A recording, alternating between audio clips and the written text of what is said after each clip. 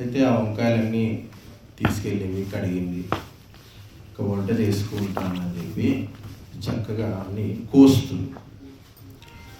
కోస్తుంటే కొన్ని వంకాయలు బాగున్నాయి, కొన్ని కోస్తున్నా కొద్దీ అందులో పుచ్చులు వస్తున్నాయి. అట్లా పుచ్చులు చాలా ఎక్కువ వచ్చేసాయి. ఏంది చూస్తే నేను తెచ్చుకున్న వంకాయలన్నీ కూడా చక్కగా ఉన్నాయి కదా, తెల్లగా, కోస్తే ఇట్లా పుచ్చులు వచ్చాయేంటి అని చెప్పి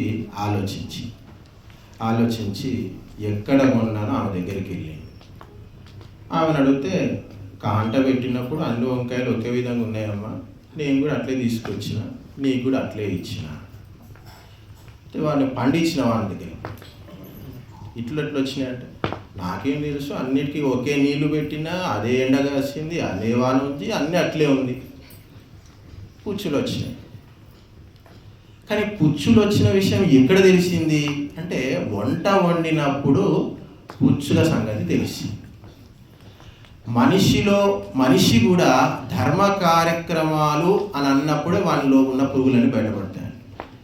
వాళ్ళలో పుచ్చులు ఉన్నాయా, లేకపోతే వాళ్ళు మంచి గుణాలు ఉన్నాయా, లేకపోతే వాళ్ళలో దుర్లక్షణాలు ఉన్నాయా అని కనబడతాయి.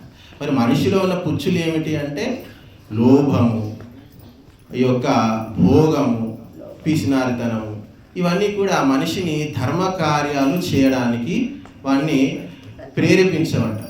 అలాంటివన్నీ పెట్టుకున్నటువంటి వ్యక్తి బాగా అనుభవించాలి, స్వార్థంతో ఉండాలి, నా ఆస్తి నేనే అనుభవించాలి, నేనే అన్నీ సాధించాలి, అంతా నాకే దక్కాలి, నేనే తాగాలి, నేనే తినాలి, నేనే తిరగాలి, అన్నీ నేనే అనుభవించాలనుకుంటే ఆ వ్యక్తి దగ్గర ఉన్నటువంటి ధనము ఆ వ్యక్తి ధర్మానికి పనికి రాడు. వాడు ఏ ధర్మ కార్యక్రమాలు జీవితంలో ఎప్పుడు కూడా చేయలేడు అని చెప్పారు. అందుకే మరి నర్సారెడ్డి గారు, మేము అంకాపూర్కి వచ్చి 4 సంవత్సరాలు అవుతుంది.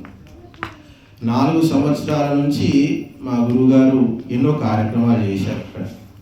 ఇక్కడ పెద్ద కార్యక్రమాలు చేసినప్పుడు మాకు ఎంతోమంది దానం ధర్మం ఇస్తూ ఉంటారు.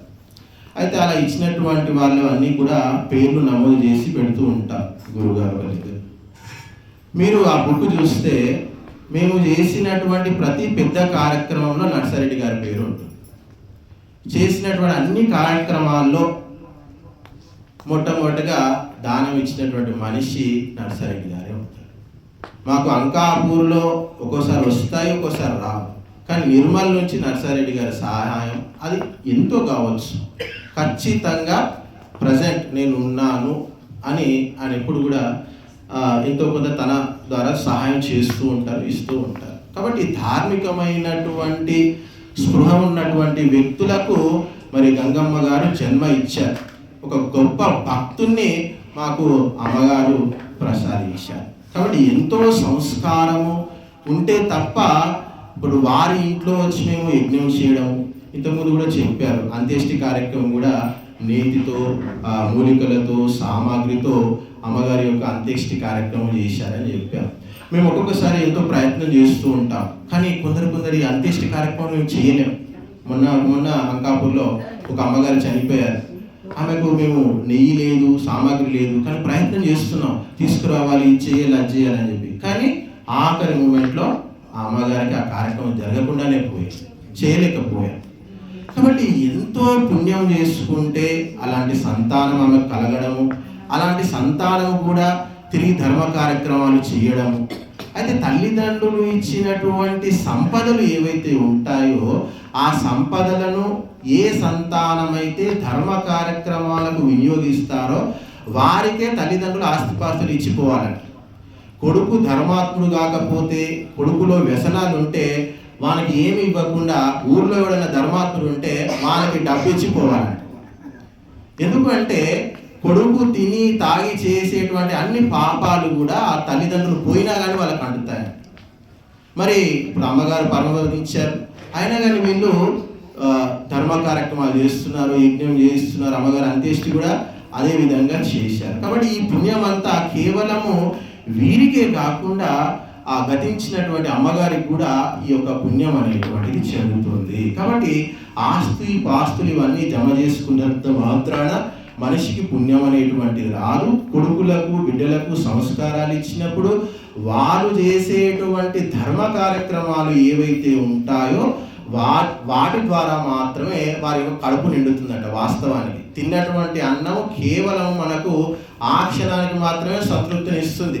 మళ్ళీ రాత్రి కాగానే మళ్ళీ ఏం చేసుకుందాము, మళ్ళీ ఏం పెడదాము, మళ్ళీ ఏం వెరైటీలు చేసుకొని తిందాము అన్నట్టే ఉంటుంది. కానీ ఒక మంచి సంతానం కానీ ఆ యొక్క సంతానం ధార్మికులై ధర్మాత్ములై వారు నిరంతరము ధర్మ కార్యక్రమాలు ఒక వ్యసనంలా చేస్తూ ఉండాలంట. మేము చూస్తూ ఉంటాం. వారు నర్సిరెడ్డి గారు నిక్కచ్చిగా అంతే, ధర్మం అంటే ధర్మము, యజ్ఞం అంటే యజ్ఞం అంతే, తినొద్దంటే తినకూడదు అంతే. అప్పటి నుంచి మేము చూస్తూనే ఉన్నాం. అట్లానే ఉన్నారు, వాళ్ళ ఇంట్లో అట్లానే ఉన్నారు, ఎవరికైనా అట్లానే చెప్తారు. అలాంటి వ్యక్తులతోటే సావాసం కూడా చేస్తారు. కాబట్టి వారు అలాంటి వ్యక్తులు చెప్పినప్పుడు కూడా కొన్ని ప్రభావాలు ఉంటాయి. కాబట్టి వాళ్ళ తమ్ముడి మీద కూడా ఆ ప్రభావం పడి ఉండవచ్చు. అందుకే ఇంతకుముందు మేము వచ్చినప్పుడు చెప్తున్నారు, మా తమ్ముడు యజ్ఞ కార్యక్రమాన్ని ఇంట్లోనే చేయమన్నాడండి అని అంటున్నారు. చాలా మంచి విషయం. ఎందుకంటే కొందరు ఇంట్లో మేము చేస్తామన్నా కానీ వద్దండి, మా ఇంట్లో మేము చేయవు, మాకు ఇది లేదు, మాకు వంచన లేదు, మాకు ఇది లేదు, అది లేదు అని చెప్పి చాలామంది ఆ యొక్క కార్యక్రమాన్ని క్యాన్సిల్ చేసుకున్న సందర్భాలు బోలెడు ఉన్నాయి. కానీ ప్రత్యేకంగా గురువాల భోజనం పెట్టి మళ్ళీ యజ్ఞానికి ఒక ప్రత్యేకమైనటువంటి సమయాన్ని కేటాయించి దాన్ని పిలిపించి గురువులను మళ్ళీ అందరికీ అనుకూలంగా ఆ యొక్క కార్యక్రమాన్ని సంపన్నం చేయడం అనేటువంటిది వారిలో ఉన్నటువంటి ధార్మికమైనటువంటి వాసనలకు నిదర్శనము అని మనం చెప్పుకోవచ్చు. కాబట్టి మనందరికీ కూడా ధార్మికమైనటువంటి గుణాలు ఉండాలి, ధర్మం పట్ల మనకు అభిలాష అనేటువంటిది ఉండాలి. కాబట్టి 90 ఏళ్ళు బతుకుతారు, 100 ఏళ్ళు బతుకుతారు. శాస్త్రం ఏమంటుంది అంటే నువ్వు 100 ఏళ్ళు బతికితే 100 ఏళ్ళు బతికినంత మాత్రాన అది గొప్ప విషయం కాదు. నువ్వు 25 ఏళ్ళు 30 ఏళ్ళు బతికినా చాలు. ఈ యొక్క సమాజం కోసం, నీ ఆత్మోన్నతి కోసం, ఈ సమాజం కోసం నువ్వేం చేశావు. ఒక 25 ఏళ్ళలో నువ్వు సమాజానికి దేశానికి సేవ చేస్తే చాలంట. 100 ఏళ్ళు బతకకుండా అవసరం లేదు అంటున్నారు. కానీ 100 ఏళ్ళు బతికి కూడా ఆత్మోన్నతి గురించి ఆలోచించని వ్యక్తులు, సమాజం గురించి ఆలోచించని వ్యక్తులు ఎన్నేళ్ళు బతికినా కానీ వారి యొక్క జీవితం అనేటువంటిది వ్యర్థము అని చెప్పారు. అందుకే ఎక్కువ ఆయుష్ కావాలి, 100 సంవత్సరాలు బతకాలని భగవంతుని ఎందుకు కోరుకోవాలంటే ధార్మికమైనటువంటి జీవితాన్ని గడపడానికి, తనను తాను ఉన్నతి చేసుకుంటూ సమాజాన్ని ధర్మాన్ని పోషించడానికి మనిషి బతకాలంట. అంతేగాని ఈ యొక్క జానుడు పొట్టను పోషించుకోవడానికి బతకాల్సిన అవసరం లేదు అని చెప్పి మనకు శాస్త్రాలు చెబుతూ ఉన్నాయి. కాబట్టి మనమంతా మీరందరూ కూడా ఈరోజు వీరి ఆధ్వర్యంలో మీకు ఒక సంస్కారం అనేటువంటిది దొరికింది. ధర్మం అంటే ఏంటో ఎంతో కొంత మీకు అవగాహన వచ్చింది. కేవలము చేసుకొని తినడమే కాకుండా ఈ యొక్క భగవంతునికి కూడా మనం కొన్ని ఆవుతులు సమర్పించవచ్చు. అవన్నీ కూడా ఈ యొక్క సృష్టి కళ్యాణానికి ఉపయోగపడతాయని చెప్పి మీ అందరికీ కూడా ఈరోజు అర్థమైంది. కాబట్టి ఈరోజు చేసుకున్నటువంటి యజ్ఞం వల్ల మీరు ఇక్కడ కూర్చొని ఏమీ తినలేదు, బిర్యానీలు తినలేదు, బజ్జీలు తినలేదు, పప్చాలు తాగలేదు, చట్నీ తినలేదు, ఏమీ తినలేదు. అన్నీ తీసుకొచ్చాము, ఈ యొక్క కుండీలో వేసేసాం. అంటే ఈ చేసినటువంటి కార్యక్రమం ఇది ఏంటి అంటే ఇది కేవలం లోక కళ్యాణం కోసం చేసాం. ఇది వాళ్ళ వ్యక్తిగతమైన వాళ్ళ ఇంటి కోసం కాదు. ఈరోజు చేసినటువంటి యజ్ఞంలో వేసినటువంటి ఆవుతులన్నీ కూడా ఈ ఇంట్లో ప్యాక్ అయిపోవండి. ఇవన్నీ కూడా ఇంటి నుంచి బయటికి వెళ్ళిపోతాయి. ఈ గాలి ఎవడెవడైతే పీల్చుకున్నాడో వాళ్ళందరికీ కూడా ఆరోగ్యము, ఆనందము, సుఖము ఇవన్నీ కూడా కలుగుతూ ఉంటాయంట. కాబట్టి మనిషి ప్రయత్నము చేసి తన జీవితాన్ని హితాయువు సుఖాయువుగా మలుచుకోవాలంట. అంటే హితాయువు అంటే తనకు తాను మేలు చేసుకోవడం. అంటే ఎట్లా మేలు చేసుకుంటాడు? ధర్మకార్యాలు చేసేటువంటి వ్యక్తి మాత్రమే తనకు తాను మేలు చేసుకోగలుగుతాడు. ఇక సమాజానికి మేలు చేయడం, దీన్ని హితాయువు అంటాడు. అంటే వాడు బతికి నలుగురు బతికిచ్చాడు రా బాబు అంటాడు.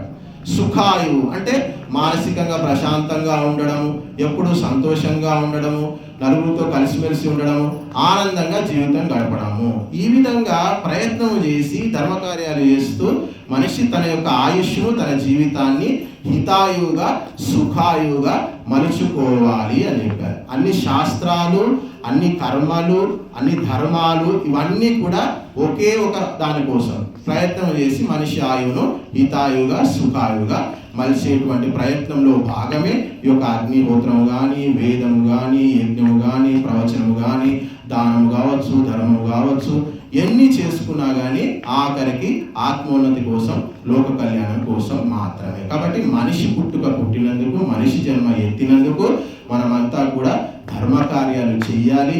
ఎవరైతే ధర్మకార్యాలు చేస్తున్నారో వారు పిలువకున్నా వెళ్ళి అక్కడ కూర్చోవాలి, అక్కడ సహాయ సహకారాలు అందించాలి, అక్కడ చెప్పినటువంటి మంచి మాటలు ఆకలింపు చేసుకొని వాటిని మన జీవితంలో ఆచరించేటువంటి ప్రయత్నం చేయాలి. కాబట్టి ఇలాంటి సత్కార్యాలు సంకల్పించినందుకు నర్సారెడ్డి గారికి, మరి నర్సారెడ్డి గారు చెబితే వాళ్ళ తమ్ముడు గారు విని వాళ్ళ ఇంట్లో ఆ కార్యక్రమం చేయించడం, ఇవన్నీ కూడా ఒక విధంగా చెప్పుకోవాలంటే అమ్మగారు చేసుకున్నటువంటి పుణ్యానికి ఫలితమే అని చెప్పి భావిస్తున్నాను. కాబట్టి మీరందరూ కూడా ధార్మిక కార్యక్రమంలో పాల్గొని మిమ్మల్ని మీరు ధన్యులను చేసుకుంటారని ఆశిస్తూ ధన్యవాదాలు.